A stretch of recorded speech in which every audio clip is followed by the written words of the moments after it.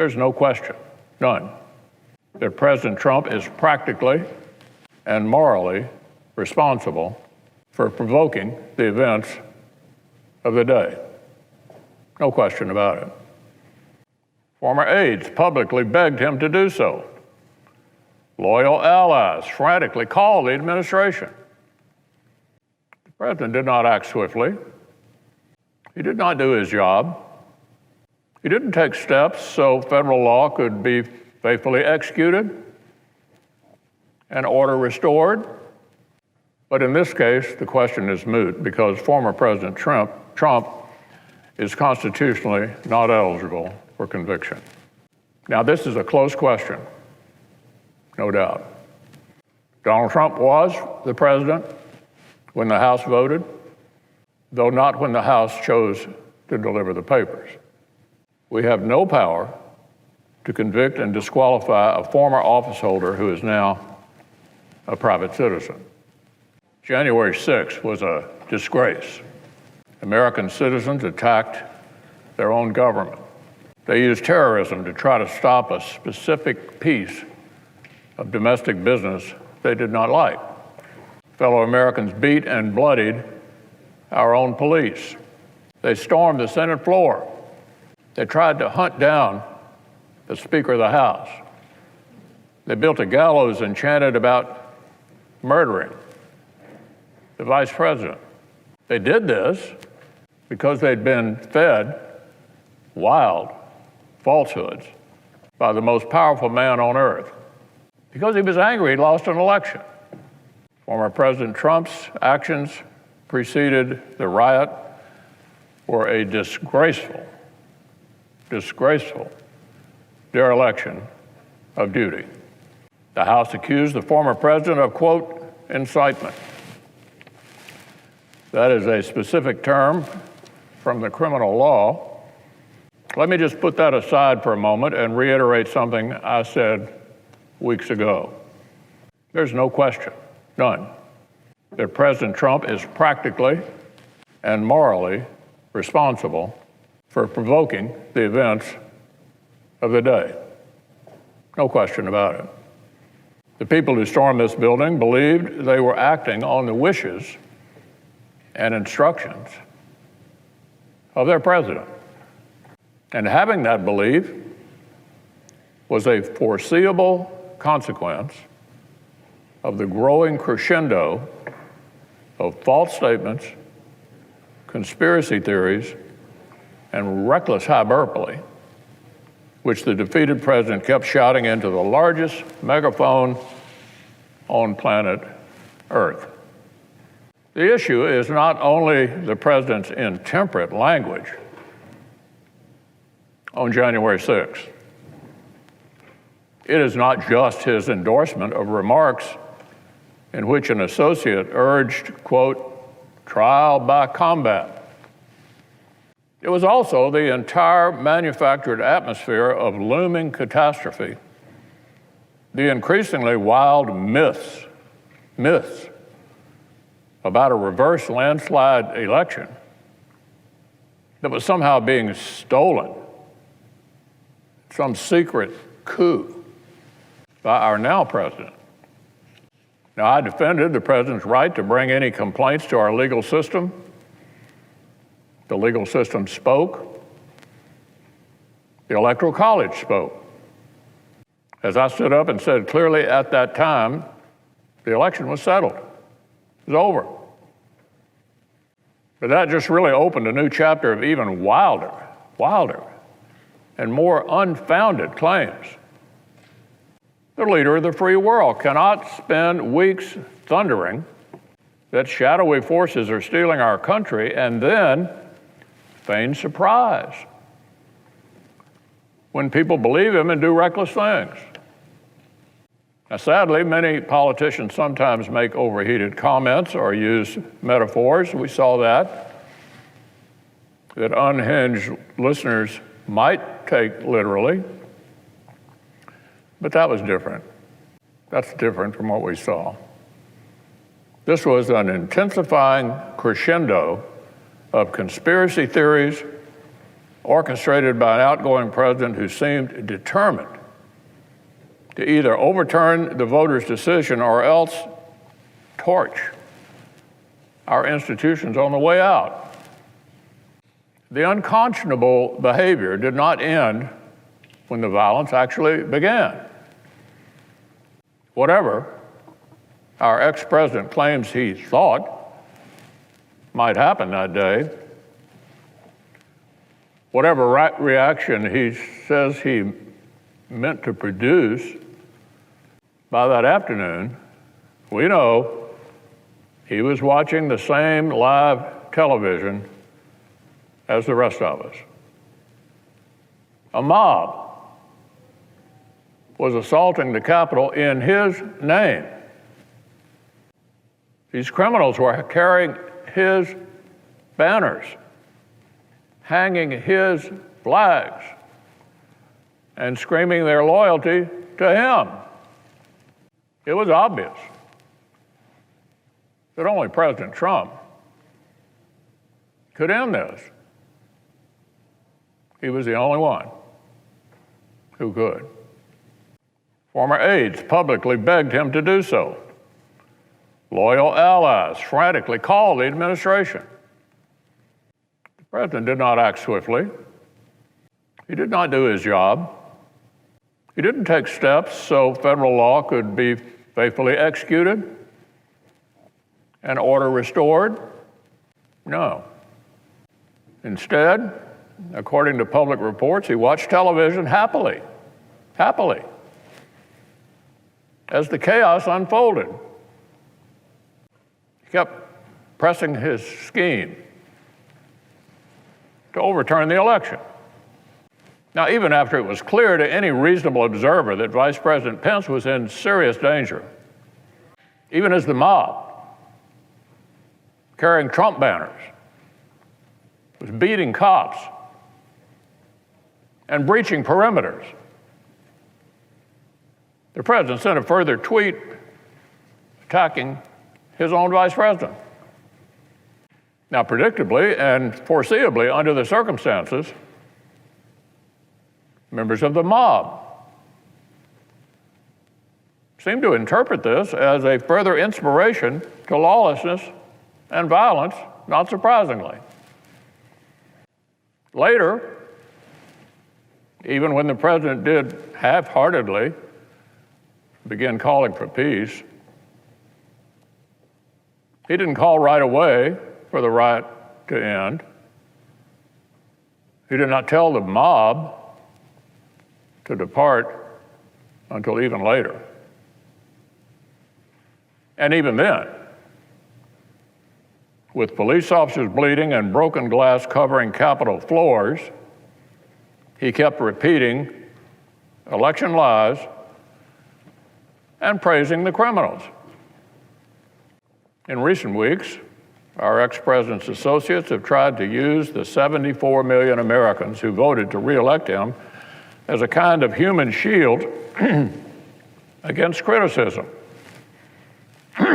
Using the 74 million who voted for him as a kind of a human shield against criticism. Anyone who decries his awful behavior is accused of insulting millions of voters. That's an absurd deflection. 74 million Americans did not invade the Capitol. Hundreds of rioters did. 74 million Americans did not engineer the campaign of disinformation and rage that provoked it. One person did, just one. Now, I've made my view of this episode very plain. But our system of government gave the Senate a specific task. The Constitution gives us a particular role. This body is not invited to act as the nation's overarching moral tribunal. We're not free to work backward from whether the accused party might personally deserve some kind of punishment.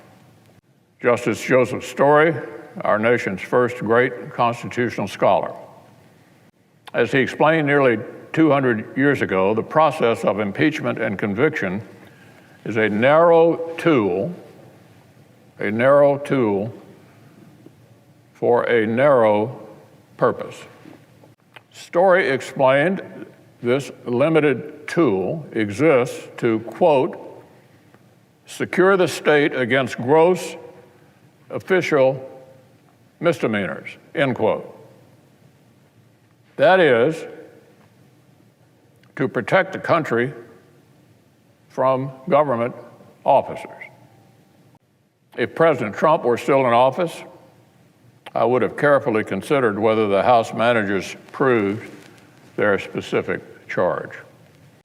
By the strict criminal standard, the president's speech probably was not incitement. However, in the context of impeachment, the Senate might have decided this was acceptable shorthand for the reckless actions that preceded the riot. But in this case, the question is moot because former President Trump is constitutionally not eligible for conviction. Now, this is a close question, no doubt. Donald Trump was the president when the House voted, though not when the House chose to deliver the papers. Brilliant scholars argue both sides of this jurisdictional question. The text is legitimately ambiguous. I respect my colleagues who've reached either conclusion.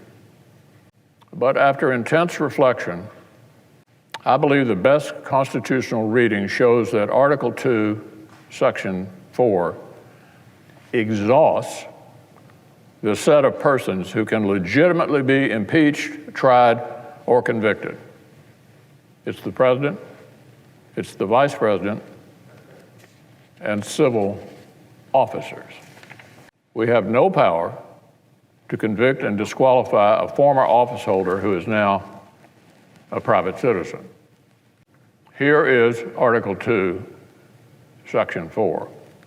Quote, the president, the vice president, and all civil officers of the United States shall be removed from office on impeachment for and conviction of treason, bribery, or other high crimes and misdemeanors, end quote. Now, everyone basically agrees that the second half of that sentence exhausts the legitimate grounds for conviction. The debates around the Constitution's framing make that abundantly clear. Congress cannot convict for reasons besides those. It therefore follows that the list of persons in that same sentence is also exhaustive. There's no reason why one list would be exhaustive, but the other would not. Article 2, Section 4 must limit both why impeachment and conviction can occur and to whom. And to whom. If this provision does not limit impeachment and conviction powers, then it has no limits at all. The House has sole power of impeachment, and the Senate's sole power to try all impeachments would create an unlimited circular logic empowering Congress to ban any private citizen from federal office. Now, that's an incredible claim, but it's the argument that the House managers seem to be making. One manager said the House and Senate have, quote, absolute, unqualified jurisdictional power, end quote. Well, that was very honest, because there is no limiting principle in the constitutional text that would empower the Senate to convict former officers that would not also let them convict and disqualify any private citizen. An absurd end result to which no one subscribes. Article 2, Section 4 must have force. It tells us the president, the vice president, and civil officers may be impeached and convicted. Donald Trump's no longer the president. Likewise, the provision states that officers subject to impeachment and conviction shall be removed from office if convicted. Shall be removed from office if convicted. As Justice Story explained, The Senate, upon conviction, is bound in all cases to enter a judgment of removal from office. Removal is mandatory upon conviction. Clearly, he explained, that mandatory sentence cannot be applied to someone who's left office. The entire process revolves around removal. If removal becomes impossible, conviction becomes insensible. In one light, it certainly does seem counterintuitive that an office holder can elude Senate conviction by resignation or expiration of term, an argument we heard made by the managers. But this underscores that impeachment was never meant to be the final forum for American justice. Never meant to be the final forum for American justice. Impeachment, conviction, and removal are a specific intra-governmental safety valve. It is not the criminal justice system where individual accountability is the paramount goal. Indeed, Justice Story specifically reminded that while former officials were not eligible for impeachment or conviction, they were, and this is extremely important, still liable to be tried and punished in the ordinary tribunals of justice. Put another way, in the language of today, President Trump is still liable for everything he did while he was in office as an ordinary citizen. Unless the statute of limitations is run, still liable for everything he did while he's in office. Didn't get away with anything yet. We have a criminal justice system in this country. We have civil litigation. And former presidents are not immune from being accountable by either one. I believe the Senate was right not to grab power the Constitution doesn't give us. And the Senate was right not to entertain some light-speed sham process to try to outrun the loss of jurisdiction. It took both sides more than a week just to produce their pretrial briefs. Speaker Pelosi's own scheduling decisions conceded what President Biden publicly confirmed: a Senate verdict before Inauguration Day was never possible. Now, Mr. President, this has been a dispiriting time, but the Senate has done our duty. The framers' firewall held up again. On January the 6th, we returned to our posts and certified the election. We were uncowed. We were not intimidated. We finished the job. And since then, we resisted the clamor to defy our own constitutional guardrails in hot pursuit of a particular outcome. We refused to continue a cycle of recklessness by straining our own constitutional boundaries in response. The Senate's decision today does not condone anything that happened on or before that terrible day. It simply shows that senators did what the former president failed to do. We put our constitutional duty first.